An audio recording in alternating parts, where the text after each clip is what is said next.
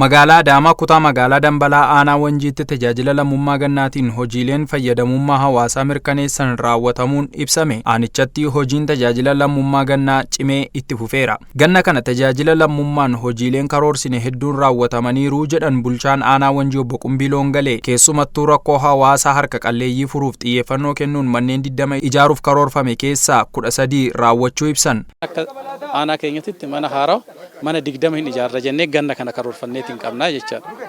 Isa keessaa amma hanga ammaatitti mana 13 hanga 14 ga'ee jira. Jalqabsiifnee hojii keessa jiru jechaadha. Kana qofaa miti mana haaraa ijaaruu qofaa miti inni qofti galmaa miti. Manneen dudulloomanii xiqqoowwan haaromsa xixiqqaa barbaadamin sin hojjenna jennee karoorfanneetiin jirra. Isas bara kana akka aanaa keenyatti mana hin haaromsina jennee karoorfanne mana 10 qabna. Mana 10 keessaa mana 5 har'a jalqabneetiin jirra. Itti fufaa jechaadha haga xumuraatti ganna kan ji'a tokkicha nuuf kana keessatti hojiin kenna tajaajila karaa kanaan itti fufee deemaa jira jechaadha. Gama biraatiin biqiltuu gosa adda addaa 600 fi 80 dhaabuuf karoorfame irraa hanga ammaatti biqiltuu 600 fi 60 dhaabuun kunuunsuutti seenamuu eeran. Misooma kooriidarii akka mootummaatti qabatee cimsuudhaaf dhaabbii biqiltuu dargaggootaan sosochii dargaggootaatiin sosochii kutaa hawaasa garaagaraatiin dhaabbii biqiltuu geggeessaa jirra.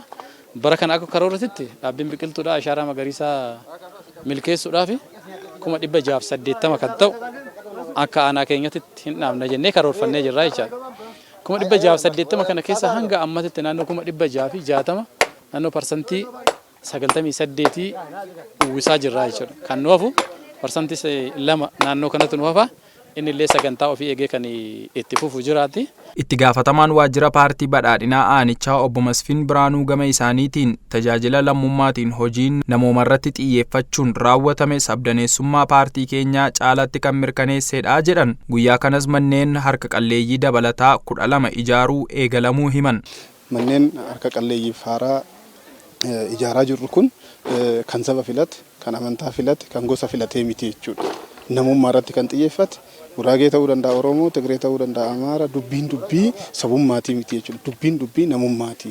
Paartiin badhaadhinaan hunda galeessa nama galeessa namarratti kan xiyyeeffate jiddu galummaan isaa dhala namaati gaafa jennu kanarraa ka'ameeti kan jedhu san laaluun baay'ee murteessaa ta'a. Isumatu lafa qabaa jira jechuudha. Kanarraa ka'amee sirna lafa qabsiisuun uummata lafa qabsiisuun uummata tasgabbaa uumuun uummata immoo diinagdeedhaan dadhabe jireenyi qaaliin isa miidhe kan deeggaraaf gargaaraa hin qabne kan manni irratti jige qaacessuun adda baasuun erga seeccesinee booda gara deeggaruutti galle jechuudha. Hojicha keessatti sosochii hawaasaa uumameen tokkummaan uummataa cimuu akkasumas aadaan rakkoo humna waloon furuu akka lafa qabatu taasifamuu ibsan. Yoo xiqqaate hanga ammaa gara mana 13 olii haaraa ijaarre hojii ganna tajaajila gannaa bara 2016 kanaanii guyyaa har'aa qofa yoo xiqqaate gara mana 12 olii jalqabame immoo jechuudha. Amma uummanni asitti argitu kun hundi isaa kun dhagaa buuse, kun ashawaa buuse, kun simintoo buuse, kun humna isaatiin, kun ogummaa isaatiin, kun maallaqa isaatiin dhiiraa dubartii xiqqaa guddaa odoo hin jedhin uummanni ba'ee aadaa wal deeggaruu, aadaa wal gargaarsaa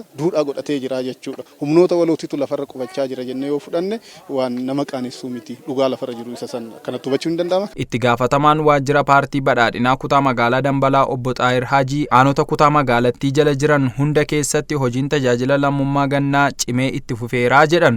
Akka magaalaa keenyaatti manneen 300 ol kan ijaaraman yoo ta'u akka kutaa magaalaatti mana 75 ol haaraa ijaaruudhaaf kan karoorfanne. Kana keessaa guyyaa har'aa aanaa Wanjii zooniiwwan hunda irratti manneen 2 qabatamee akka jalqabsiifamuuf hojjetamaa jira jechaadha. Kuni Wanjii qofarratti osoo hin taane aanaalee akka kutaa magaalaatti qabnu sadanuu Irreechaa fi Malkaa Adaamaa irrattis karaa wal fakkaatuun hojiin gannaa keessattuu tajaajila lammummaatiin hojjetamu kun karoora addaatiin qabatamee hojjetamaara.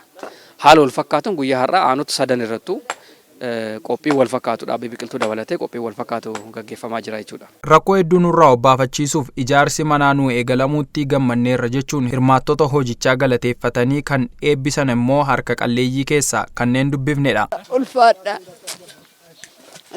na dhaqqabdan nageenya isin naa qaqqabu naa jiraadha.